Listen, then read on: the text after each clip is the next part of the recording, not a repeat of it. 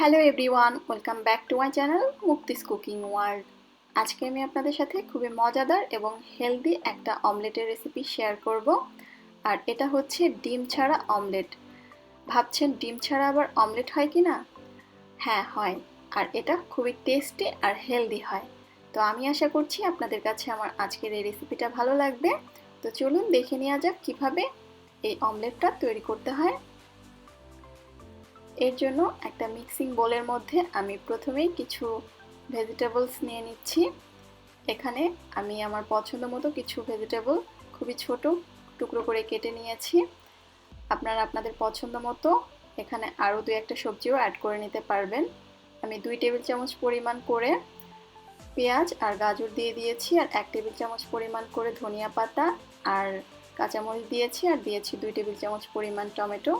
আপনারা চাইলে এখানে ক্যাপসিকামও ইউজ করতে পারেন।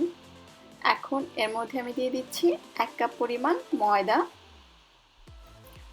দিয়ে দিচ্ছি স্বাদ মতো কিছুটা লবণ, আর দিয়ে দিচ্ছি 1 চিমটি পরিমাণ হলুদ।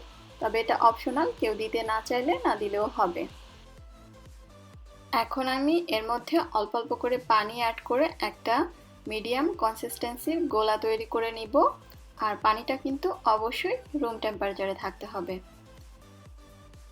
তো সব কিছু খুব ভালোভাবে মিশিয়ে নিচ্ছি এবং এখানে আমি অল্প অল্প করে কয়েকবারে পানিটাকে অ্যাড করে দিচ্ছি।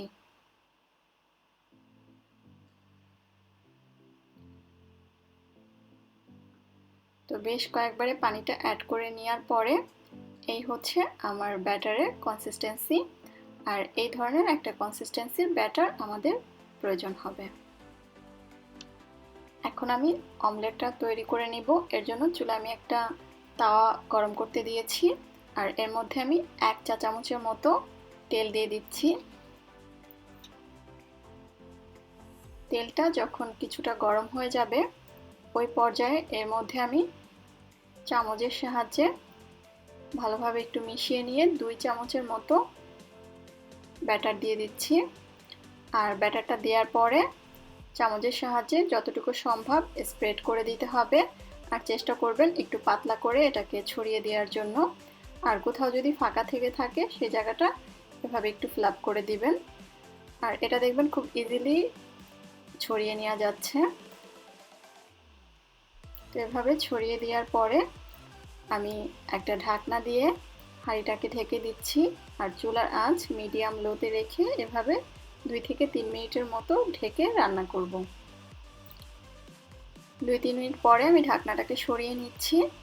আর উপরটা যখন এরকম পুরোপুরি ড্রাই হয়ে যাবে এবং নিচটা কিছুটা শক্ত হয়ে যাবে ওই পর্যায়ে এটাকে আমি অমলেটের শেপে উল্টে নিচ্ছি।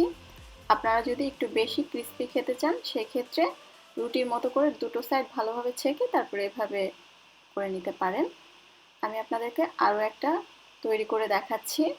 একইভাবে 1 চা চামচ পরিমাণ তেল দিয়ে দিলাম, তারপরে কিছুটা ব্যাটার দিয়ে এটাকে স্প্রেড করে নিচ্ছি আর যতটুকু সম্ভব পাতলা করে নিচ্ছি। তারপরে একইভাবে ঢাকনা দিয়ে ঢেকে এটাকে 2 থেকে 3 মিনিট মিডিয়াম আঁচে জাল করে নিব। তারপরে ঢাকনাটা খুলে উপরটা যখন এভাবে ড্রাই হয়ে যাবে উল্টে নিব। আপনারা চাইলে দুটো সাইড রুটির মতো ভেজে তারপরেও এভাবে ফোল্ড করে নিতে পারেন। তো এটাও ভাজা হয়ে গিয়েছে, আর এভাবেই আমি এখন সবগুলো তৈরি করে নিব। তো তৈরি হয়ে গেল আমার ডিম ছাড়া খুবই হেলদি এবং টেস্টি একটা অমলেট। দেখলেন তো এটা তৈরি করা কতটা সহজ।